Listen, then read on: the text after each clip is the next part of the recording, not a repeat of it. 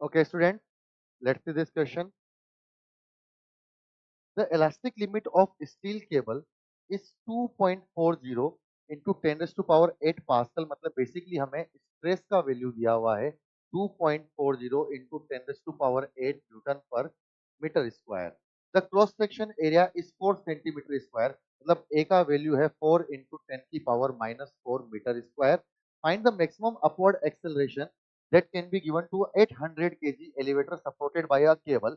Basically हम लोग ऐसा मान लेते हैं कि ऐसी एक केबल है, इससे एक 800 kg का एलिवेटर है जो मैक्सिमम अपवर्ड एक्सेलरेशन, अगर अपवर्ड एक्सेलरेशन मान लेते हैं इसको ऊपर की तरफ ए एक्सेलरेशन दिया जाए, such that cable in the stress should not exceed by 1/3 of elastic limit. मतलब स्ट्रेस 1/3 ऑफ इलास्टिक लिमिट से ज्यादा नहीं होना चाहिए. तो हम कितने एक्सेलरेशन से इसको ऊपर लेके जा सकते हैं? Again the concept we will use here is longitudinal stress. Longitudinal stress का हम लोग यहाँ पर कंसेप्ट यूज करेंगे. अच्छा, हम लोग अगर यहाँ पर बात करें तो let's say this tension is T और नीचे की तरफ जो फोर्स लग रहा है वो mg है, विच इज बेसिकली 8000. हमसे जो बोला गया है कि 1/3 से ज्यादा यहाँ पर हमारा टेंशन नहीं होना चाहिए, तो पहले हम यहाँ पर टेंशन ही फाइंड आउट कर लेते हैं. हमें यहाँ पर स्ट्रेस दिया हुआ है.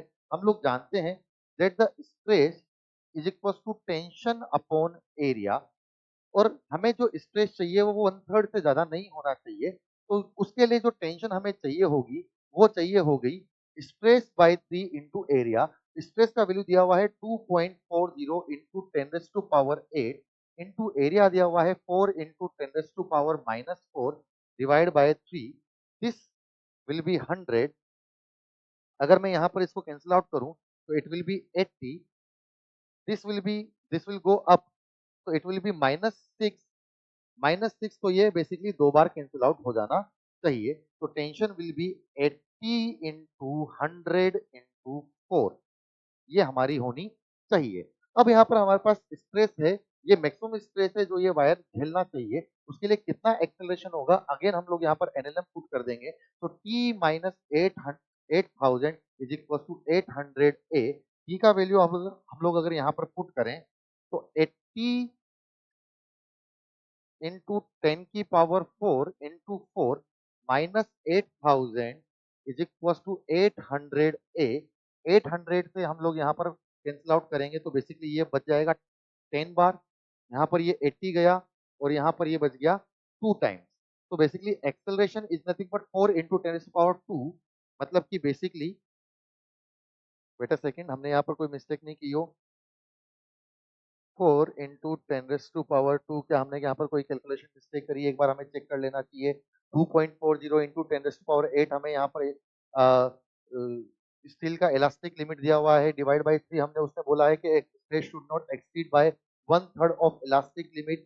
3 से हमने डिवाइड कर दिया है, मल्टीप्लाई बाय, अगर हम लोग एरिया के बारे में बात करें तो 4 into 10 raise power -2 metre square हो जाएगा. 4 इंटू 10 रेस पावर -4 यहाँ पर हो गया है, तो यहाँ पर 10 की पावर 4 बचा. 10 की पावर 4 के बाद इससे और जब हमने इसको मल्टीप्लाई किया तो 10 की पावर 2 ही बचा. 10 की पावर 2, अच्छा सॉरी, यहाँ पर 10 की पावर 2 है, 100 है, 100 है. वेट अ सेकंड, हमने यहाँ पर गलत लिख दिया. Basically it is nothing but 100 multiply by 4. तो बेसिकली एक जीरो और यहाँ से चल जाएगा, तो it will be nothing but 40 minus 10. तो एक्सेलरेशन विल बी 30 मीटर पर सेकेंड स्क्वायर हमारा सही आंसर होना चाहिए, जो सही भी है.